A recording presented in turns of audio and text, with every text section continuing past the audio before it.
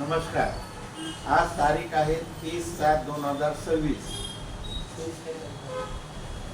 मित्रांनो, आज माझ्याकडे हे मुटकुळे भाऊ आलेले आहेत पेशंट म्हणून. ते आहेत हिंगोली जिल्ह्यातील. आता यांना जी सूचना दिली, यांना जे पत्ता दिला ते माझे पूर्वीचे पेशंट यांनी दिलेली आहे. त्यांचे ते व्यसनमुक्त झालेले आहे.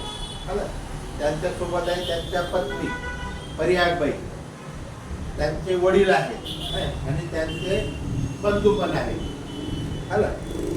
आता हे जे माझे पेशंट आहेत, या पेशंटचे वडील जे आहेत ते माळकरी माणूस आहे.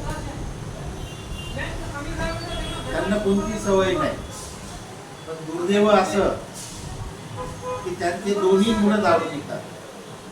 त्यांना आज एक मुलाला आणलं. मित्रांनो, पाहिजे सत्पुरुष घरामध्ये असल्यानंतर त्यांची मुलं दारू पितात, ही किती दुर्दैवी घटना.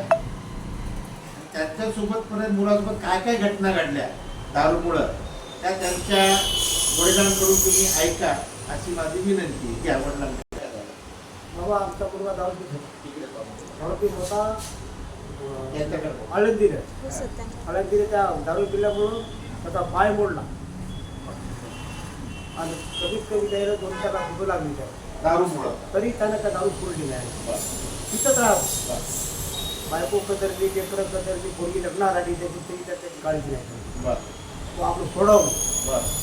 आपलं म्हणाला बाबा लेकराला पाय सोडून दे दारू तो. आता मी गावाकडे आल्याच्या बाद जो आमचा मुलगा आहे संतोष, त्याने सांगितलं मग येऊ नको तो. त्यासाठी मी काही काही काही करत आहे. त्या डायरी इथं वाशिमला आणलं डॉक्टर साहेबांकडे औषध देण्याकरता. डॉक्टरनं समजून सांगितलं बाबा इथून पुढं तो पिऊ नको. हां, वाशिम येथे दवाखान्यात आल्यानंतर बऱ्याच लोकांनी दारू सुटलेली आहे. हो. दारूमुळे किती वाईट परिणाम होते तुम्हाला मान्य आहे. याचा ती खराब झाल्या काय काय बायकानं फोड गेली आहे. हां, आज कमीत कमी आज बायका पण कचरल्या आहे. लेकराबाळ कसे जाऊ वाटता नाही. शेती इकली, शेती त्या पिण्यामुळे घातली. लेकराबाळा खायचं काय. मायबाप पोरं किती ते दक्ष द्यायचे, लग्न झाली, सगळं झाली, मित्र बाळा झाली. आपली मंडळी मरण पावली, आपली एकत्र राहावं लागते आपल्याला. हे नाही काय पाहिजे नको आपल्याला. बायकोचं म्हणणं आलं, भावाचं म्हणणं आलं, तिच्या डॉक्टर साहेबाचं म्हणणं आलं, सगळ्याचं म्हणणं आलं. तुम्ही आता हे घेऊ नका. इथून पुढं तुमचा जीवाचा खराब आहे. तुमचा काय संदेश आहे जे त्या दारू पिता त्या मुलांसाठी आणि लोकांसाठी मला सांगा. थोडं संदेश का द्या. हो ना. दारूमुळे वाईट काय काय होतं ते थोडं सांगा. वाईट म्हणजे जमिनी गेल्या, नोकरकी गेली, तुम्हाला काम करत नाही, कोणी हिंडायचं तिकडे तिकडे आपलं भटक्यासारखं. पिण्याच्याच मागं संध्याकाळी पिऊन घरात यायचं, भांडणं करायचे, बाहेर बायकोला घराबाहेर काढून द्यायचं, मारामारी करायची. असं चालूच आहे. आपलं तरी आता तू असतो का पोरगा असतो, बरोबरीच्या पोरं काय मारता येते आपल्याला, काय करता येते आपल्या इलाज नाही. योग्य पुरा सांगा, समाजासाठी सांगा, समजून सांगाय नाही इलाज काय काय. आता आपली 5 दिवस बळी झाली. आपलं हरिनामाचं सगळं आपलं औषध इलाज नाही ना आपल्याला. आता शेवट झाला आपलं त्याच्या मागून आपण आले सगळे.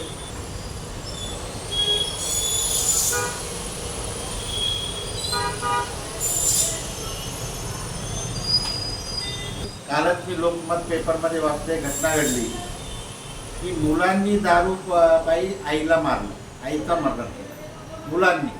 कालच्या लोकमतमध्ये वाचून त्या दारूमुळे मुलगा आईला मारतो, बाप मुलाला मारतो. पण एवढी भयानक घटना घडते की मी तुम्हाला सांगू शकत. एवढी ही दारू वाईट आहे.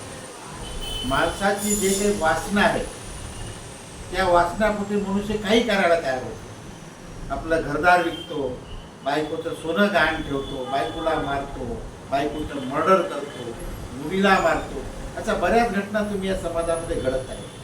म्हणून दारू ही शरीराला एवढी अपायकारक आहे की ते सगळं काही आपलं घर संसार बर्बाद करून खून खराबा करते. म्हणून युवा पिढ्यांना माझं हेच म्हणणं आहे दारू, बियर, गुटखा, पुडी या गोष्टीपासून दूर राहा. आपलं करिअर घडवा, आपलं भविष्य पहा आणि आपल्या कुटुंबासोबत चला. आई वडिलांचं नाव उज्ज्वल करा. हीच माझी तुम्हाला विनंती आहे. माझं जर बोलणं वाटत असेल तर कृपया लाईक करा, शेअर करा. हीच माझी विनंती आहे. बऱ्याच लोकांना सांगा. धन्यवाद. नमस्कार. आहे ना कोकणाला